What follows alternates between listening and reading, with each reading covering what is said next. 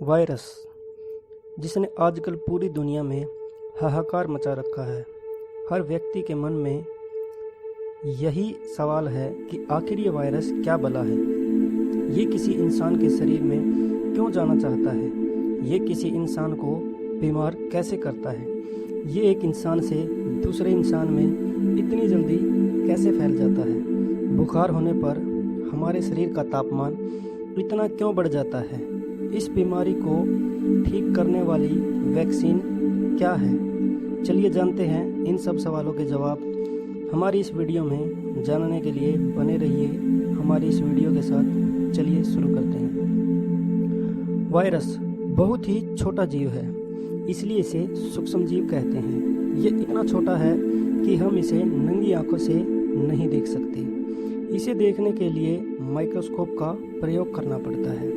ये इतना छोटा है कि ऑप्टिकल माइक्रोस्कोप की बजाय इसे इलेक्ट्रॉन माइक्रोस्कोप से देखना पड़ता है, क्योंकि इलेक्ट्रॉन माइक्रोस्कोप ज़्यादा पावरफुल माइक्रोस्कोप होता है ऑप्टिकल माइक्रोस्कोप की बजाय।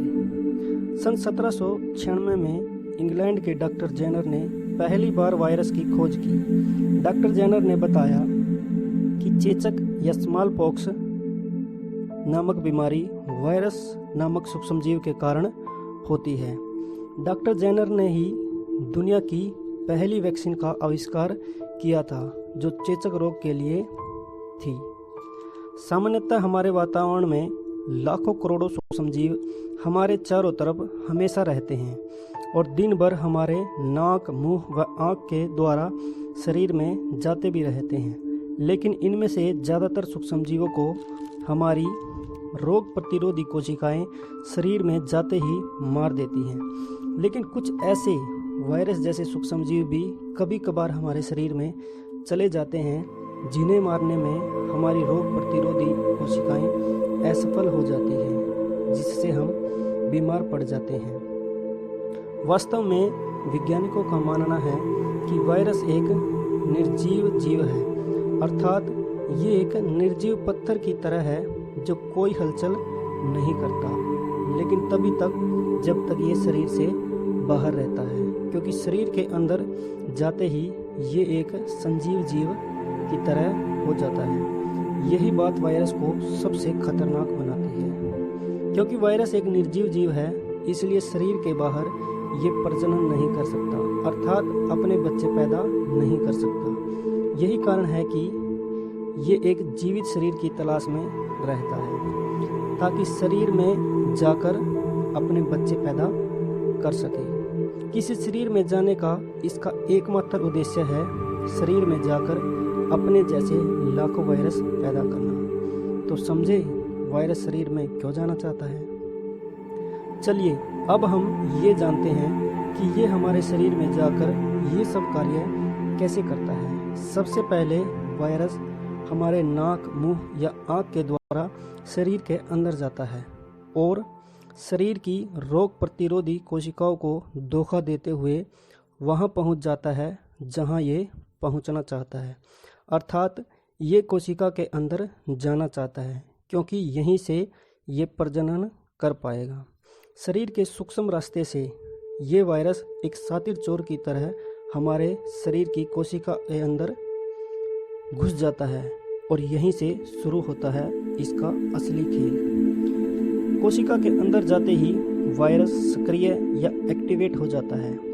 अब तक निर्जीव की तरह पड़ा वायरस अचानक एक जीवित जीव बन जाता है। कोशिका में जाते ही वायरस हमारी कोशिका को हाईजैक कर लेता है और अपने डीएनए व आरएनए के द्वारा कोशिका के फंक्शन में बदलाव कर देता है, जिसके कारण कोशिका का कंट्रोल सिस्टम वायरस के हाथों में आ जाता है। अब वायरस इस कंट्रोल सिस्टम के द्वारा कोशिका से हजारों हजार वायरस पैदा करवाने लगता है। ये सब प्रक्रिया वैसे ही होती है जैसे एक मोबाइल या कंप्यूटर वायरस हमारे मोबाइल में आकर हमारे फ़ोन को हाईजैक या हैक कर लेता है और हमारी महत्वपूर्ण जानकारी फ़ोन से चुरा लेता है।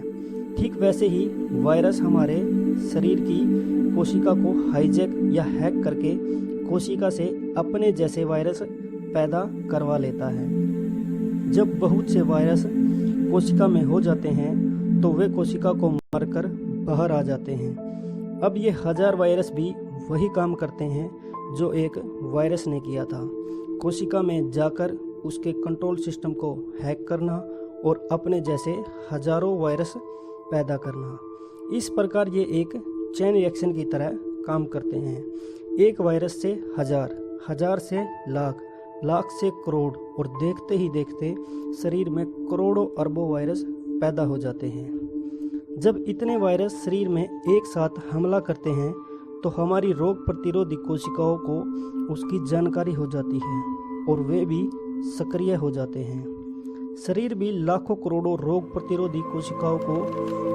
वायरस से लड़ने के लिए भेज देता है। इसके बाद वायरस व रोग प्रतिरोधी कोशिकाओं में एक भयंकर युद्ध छिड़ जाता है। यदि हमारी रोग प्रतिरोधी कोशिकाएं वायरस को मारने में सफल हो जाती है तो हम स्वस्थ हो जाते हैं, और यदि ऐसा नहीं होता तो वायरस की संख्या बढ़ती जाती है और हम बीमार हो जाते हैं। जब हमारी रोग प्रतिरोधी कोशिका वायरस को मार नहीं पाती तो हमारा मस्तिष्क शरीर को के तापमान को बढ़ा देता है, क्योंकि वायरस ज़्यादा तापमान पर मर जाता है। यही कारण है कि बुखार में हमारे शरीर का तापमान बढ़ जाता है। शरीर का तापमान हमारे मस्तिष्क द्वारा ही बढ़ाया जाता है शरीर की सुरक्षा के लिए। इसलिए शरीर का तापमान बढ़ना हमारे लिए अच्छा होता है। यही कारण है कि कई बार तेज बुखार के बाद हम अचानक स्वस्थ हो जाते हैं। इसलिए ये न समझें कि बीमारी ने हमारे शरीर के तापमान को बढ़ाया है।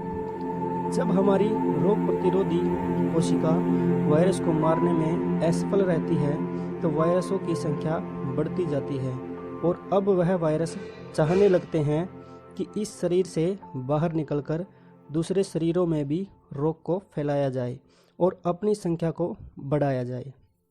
इसी बात को ध्यान में रखकर वायरस हमारे नाक, गले व फेफड़ों पर हमला करते हैं, क्योंकि नाक में दिक्कत करके वायरस छींक पैदा करवाता है और नाक में मौजूद पानी की बूंदों के साथ मिलकर फिर से वातावरण में पहुंच जाता है। उसी प्रकार फेफड़ों में दिक्कत पैदा करके वायरस खांसी जैसा रोग पैदा कर देता है और खांसी के मलगम द्वारा पुनः शरीर से बाहर वातावरण में आ जाता है। अब वातावरण में पहुंचने के बाद वायरस फिर से वही प्रक्रिया अपनाता है।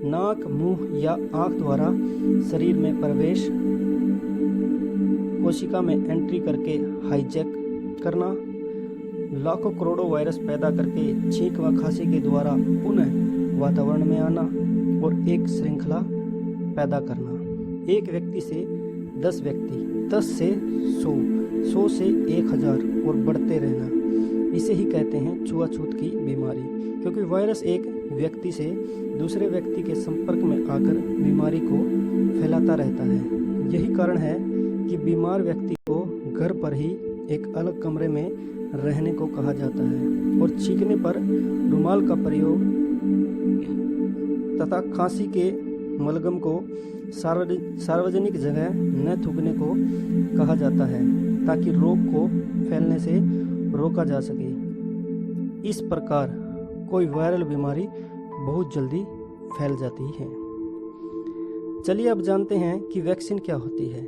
यदि हमारी प्रतिरक्षण प्रणाली या इम्यून सिस्टम वायरस को मारने में सफल नहीं होता तो इसका मतलब होता है कि हमारा इम्यून सिस्टम कमज़ोर है, क्योंकि हमारी रोग प्रतिरोधी कोशिकाओं के पास वायरस को मारने वाली एंटीबॉडी नहीं है। इसका मतलब हमें इम्यून सिस्टम को मजबूत बनाना होगा। इस कार्य के लिए हम वैक्सीनेशन के द्वारा शरीर में कमज़ोर या अर्धमरे हुए वायरस डाल देते हैं, जो कि बहुत कमज़ोर होते हैं। इन कमज़ोर वायरसों को मारना हमारी प्रतिरोधी कोशिकाओं के लिए आसान हो जाता है। इस प्रकार इन कमज़ोर वायरसों को मारने के दौरान हमारा शरीर सही एंटीबॉडी तैयार करने में सफल होता है और ये एंटीबॉडी हमेशा के लिए हमारे शरीर में बनी रहती है। यदि भविष्य में कभी भी ये वायरस शरीर में प्रवेश करता है तो शरीर का इम्यून सिस्टम आसानी से एंटीबॉडी बनाकर वायरस को मार देता है और शरीर बीमारी से सुरक्षित रहता है। इस प्रकार हम कह सकते हैं कि किसी भी बीमारी से लड़ता तो हमारा शरीर ही है, लेकिन ये दवाइयाँ व इंजेक्शन हमारे इम्यून सिस्टम को मजबूत करने में हमारी सहायता करते हैं। और एक बार इम्यून सिस्टम मजबूत हो जाए तो कोई भी बीमारी हमारे पास नहीं फटकेगी। डॉक्टर जेनर ने चेचक या स्मॉल पॉक्स की वैक्सीन गाय की चर्बी में उपस्थित काउपॉक्स से बनाई थी। इसलिए हम कह सकते हैं कि दुनिया की पहली वैक्सीन गाय से बनी थी।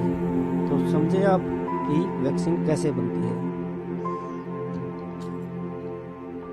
तो दोस्तों, आपको हमारी ये वीडियो कैसी लगी कमेंट ज़रूर करना और हमारी इस वीडियो को ज़्यादा से ज़्यादा लाइक व शेयर करें और चैनल को सब्सक्राइब करके घंटी का बटन भी दबा लें ताकि हमारी आगे आने वाली वीडियो का नोटिफिकेशन आप तक ज़रूर पहुंच जाए। तो चलिए दोस्तों, लेते हैं आप सबसे इजाज़त। फिर मिलेंगे एक और ऐसी ही मज़ेदार वीडियो के साथ। तब तक बने रहे हमारे इस चैनल नॉलेज ऑफ इंटरेस्ट के साथ। धन्यवाद।